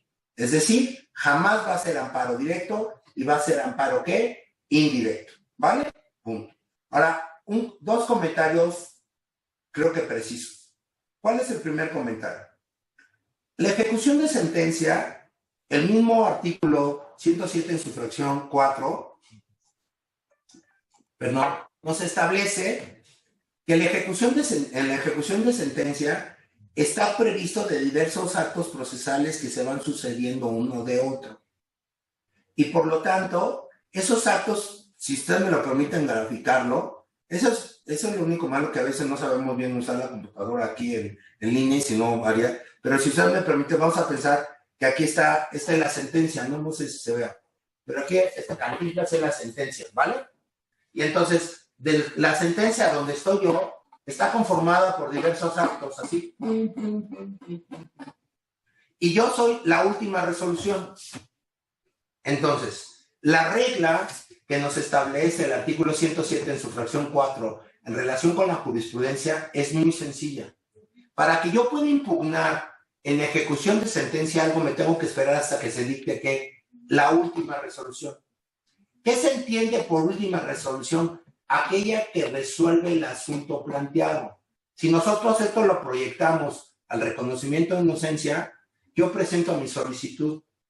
¿Me sigue? Punto.